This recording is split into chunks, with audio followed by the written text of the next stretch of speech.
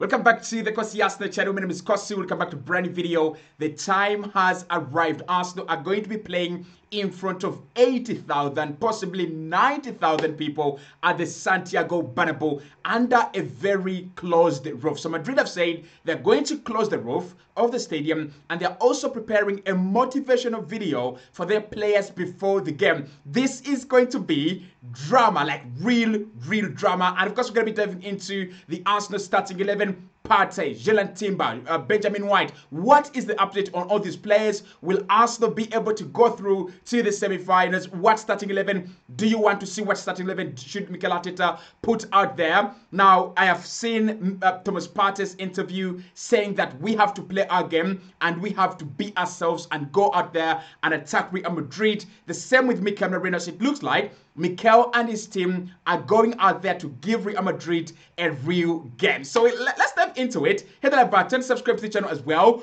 Let's start off with that Real Madrid update. They will not have Eduardo Camavinga. So Camavinga picked up a red card later on at the Emirates Stadium. And for me, that is crucial because Eduardo Camavinga is one of the players that has the defining element that we talked about in yesterday's video. By the way, thank you so much for checking that out. It was a great reception. We talked about energy in this game. Madrid didn't have energy in the first game, and Arsenal had lots of energy. Of course, you have the likes of Saka who have been injured for quite some time. He comes back, he's been rested. Energy, Odegaard, energy, Declan Rice, energy, Partey, energy. We had a lot of energy in that game, and if Madrid really want to overturn the result, they've got their technical ability in players like Jude Bellingham and Mbappe, but of course you've got to have the energy. And Eduardo Camavinga is one of those players that have got the power, the energy to bring to this game. He's not going to be in this game, and that is going to be very crucial. We also expect Ferland Mendy to be out of this game. Nothing changes. Dani Ceballos is back. He will be featuring in this one, but Ferland Mendy at left back is not okay. So we expect to see a quite similar lineup, especially at the back for Real Madrid. Rudiger at centre back alongside I think Asensio. That will be the centre back partnership, and then you'll be having Alaba at right back. I tell you what, Saka really gave a hard time to Alaba, and I think that is gonna continue. At left back, I don't know. I don't know what kind of option they're gonna go for. But what we know is that Ferland Mendy is not there. In midfield, possibly it will be Fede Valverde. That's what I think. Valverde, Tchouameni, and maybe Jude Bellingham. I think that's the midfield that they will have to go for. And then up front, you will have Rodrigo, Mbappe, and Vinicius. I think Fede Valverde might actually play at the back. Maybe Valverde at right back or left back. It could be something like that. So Madrid themselves still have problems, even if they're going to be at the Santiago Bernabeu. But of course, the highlight is that they're saying that they're going to close the roof and there will be a motivational video to motivate the players before the game. Now, Dani Ceballos has also said he's got some tactics from Mikel Arteta. He copied some Mikel Arteta tactics and he has given them to Carlo Ancelotti, and they are confident that is going to see them through. Well, we don't mind them. Let's see what they can provide with the notch that Dani Ceballos has, because Mikel Arteta is one of the ever-changing managers. I think he gets that from Pep Guardiola. Their tactics are ever evolving. This season and last season, Arsenal have depended a lot on dead ball situations and corners and free kicks, and you've seen that even against Real Madrid, 2 free kicks into the back of the net. I don't think you have that, Dani Ceballos. I don't really think you have that. And then maybe the field tilt. Maybe Madrid are going to try and work on that, but we wait to see. So, what is the good news on Arsenal's side? The good news on Arsenal's side is, although Thomas Partey didn't make it out of the Brentford game, for its entirety, he is expected to be back. Jorginho on the other side is 100% ruled out of this one. So Thomas Partey expected to feature against Real Madrid tomorrow. The other good news is Jurien Timber. Timber as well is expected to feature in this one. Didn't feature anywhere in the Brentford fixture. And Mikel said, listen, he wasn't fit. He wasn't okay to come into this game. So we expect him to be back for the Madrid game on Wednesday. With Benjamin White, I can't conclusively tell you what's going to happen together with Ricardo Calafiori. Because with Ricardo Calafiori, the manager said he can't give us a timeline, but he is okay. He's doing well, he's progressing very well, but he can't give us a timeline. Is that Mikel Arteta trying to hide information so that maybe he surprises Real Madrid? Maybe. Should Ricardo Calafiori play against Real Madrid? We are going to talk about that. But Benjamin White is one that is quite interesting for me.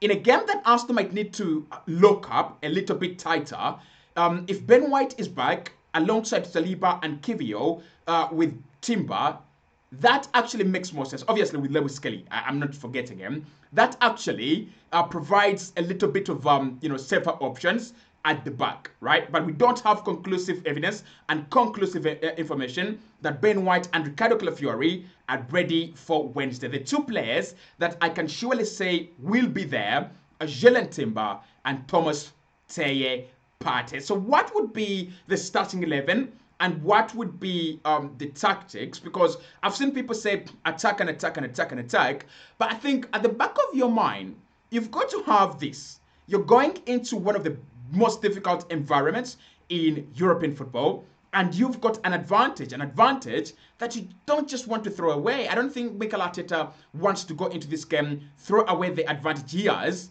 I don't think that would be crazy. That wouldn't be good enough, right? So I think it will be a balance of attack and discipline, attack and defense. That's what we're going to see from this team. So in goal, obviously, David Raya didn't have a lot to do in the first game. Actually, when I was predicting the first game, I said David Raya is going to have to be on his best day.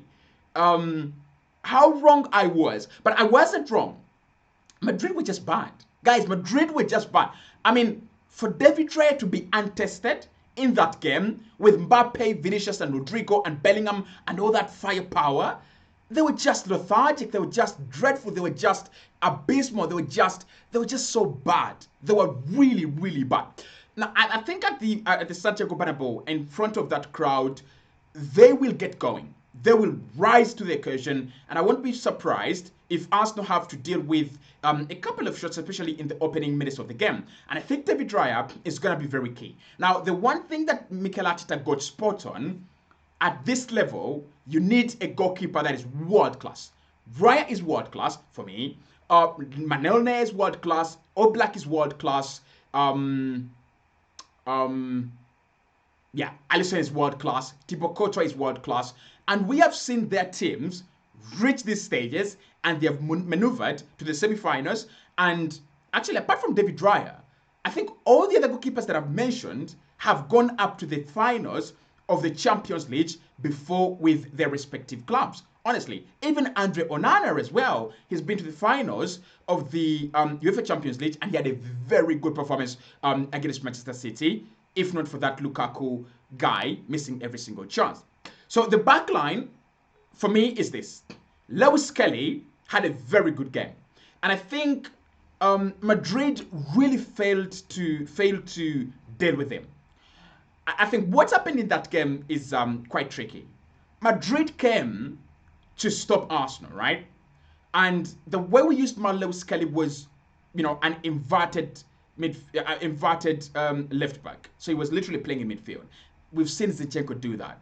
And I don't know how Carlo Ancelotti fell for that, but he actually did fall for that. We saw Rodrigo tack inside into the midfield to stop Miles Lewis-Kelly. And that opened up a gaping channel for Declan Rice and Gabriel Martinelli to run into unopposed. Now, do we play the same system? Maybe Madrid this time come and they have learned their lessons. They have learned from the performance at the Emirates Stadium. Maybe. So I'm gonna say, when it comes to left back, if Mikel doesn't play Miles Lewis-Kelly, I won't be surprised, and don't be surprised. But for now, let's go with Miles Lewis-Kelly.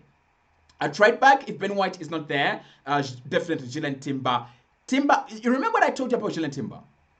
He's got the ability to silence some of the best wingers in world football right now. Now, I don't know if he played against a player like Lamine Yamal. I don't know what would happen. Yamal is like a freak. He's so talented. Like, You know, the difference between Yamal and players like Rodrigo is Rodrigo can beat you 1v1, no question about that, but he relies a lot on his pace. Yamal just relies on him having the ball. As long as he has the ball, he can do things. Just like Bukayo Saka. They don't rely on their pace, and therefore it's so difficult to stop them. But credit to Jurien Timber, he stopped Vinicius, he stopped all those players that were going through his way. Now at centre back, Kivio and Saliba might be the automatic pick. The only question I have is, if Ricardo Calafiori is back, do we go with Ricardo Calafiori or do we go with Jakub Kivio? This is the difference. If Arsenal want to play a mixed kind of system where you're playing an attack while defending as well, I think Ricardo Calafiori is better. But if you want to just stay in shape, be defensive, focus on protecting what you have, I think Jakub Kivio is better. But for me, the performances that we have seen from Jakub Kivio in the last 2 games, I would keep Jakub Kivio alongside William Saliba. The compatibility and the complementarity of these two has convinced me that they can survive the atmosphere in the Santiago Bernabeu. Now, in midfield, supposedly, Thomas Partey is back. Now, if Partey wasn't back, how would it look like? Maybe Merino drops into the midfield. Maybe. You have Declan Rice, Merino replacing Declan Rice in that box-to-box role. And then you have Martin Odegaard as our creative spark, or in that channel alongside Saka. But with Thomas Partey around, it's going to be the same midfield. Rice, Odegaard, and Partey. And I think the midfield for us is going to be very crucial in this game. One, our midfield has always supported our backline so heavily. Like Partey, Rice, they've got such energy and they've got such ball-winning ability and technique that is unprecedented. But when it comes to Arsenal protecting our backline, it doesn't start with the midfield, winning the ball back. It starts with our pressing. Odegaard, Rice, they are monsters. Our press is so coordinated, and it's well coordinated because of Martin Odegaard, but it's so powerful, and the energy of Declan Rice and Odegaard reflect that. We have a very good press, a very well coordinated press, so the midfield is going to be key, and it has always been key for us as a team. Up front, I don't think we have problems. Saka was very crucial in the first game. Caused the 2 free kicks that Arsenal scored. I mean, if you ask me, how crucial was he? He caused, or he brought about, the 2 free kicks that we scored. Gabriel Martinelli or Trossard on the left-hand side. This one is a tricky one, because I think Gabriel Martinelli had 2 good chances to put the ball away, and he didn't. And I'm like, if those chances fell to Leandro Trossard, does he bury one? The first chance, Mikel Merino glances at header, and Thibaut Courtois does very, very well to react. But Gabriel Martinelli, within what looked like half a second, he's got the ability to rebound. He does rebound on target, but Thibaut Courtois saves the ball. And then the next one, Marlon Kelly juggles through a couple of players. He just goes on and on and on and on and on. And then the chance falls to Martinelli in the second half. And then I think Martinelli does really well. He just whips it. But then to beat Thibaut Courtois, you've got to do better than that. I'm just asking myself, does Leandro Trossard bury one of those chances? Maybe he does, maybe he doesn't. But this is a game that's going to cause a lot of havoc in the team, and it's going to call for effectiveness, right? It's a game where Madrid know how good Arsenal are, but Arsenal also know how good Madrid are. So it's a game that's going to call for effectiveness. Can Arsenal bury 2 chances if they get them? Can Madrid bury 2 chances quickly if they get them? So I'm going for Leandro Trossard in this one. The only thing I'll miss about Gabriel Martinelli in this game is the sheer raw pace, right? But I think you can play Trossard for 60 minutes and then bring on Gabriel Martinelli. Let's say it's 1-0. Madrid is leading 1-0 and they are kind of attacking. You bring on Gabriel Martinelli with Saka or Ethan Nwaneri and you have sheer raw pace and you devastate Madrid with runs in behind. And then through the middle is Mikel Merino. I am surprised. I am so surprised at how Mikel Merino has become this kind of, lethal number 9. And again, it shows you the point that we've been talking about since January, or even before January. Arsenal just need a guy that can put the ball in the back of the net. We don't need Messi, we don't need Ronaldo, we don't need Zlatan Ibrahimovic. We need a guy that is going to say, oh boy, a chance is coming in, I'm going to head it down. As simple as that. And Mikel Merino has scored about 9 goals ever since he started playing as striker for Arsenal. What a weapon that has actually come in handy. So that would be my starting 11. I'm going to agree with many of you on the channel. Just don't sit back for 90 minutes. It's too much, right? It's too much for 90 minutes. It's too much.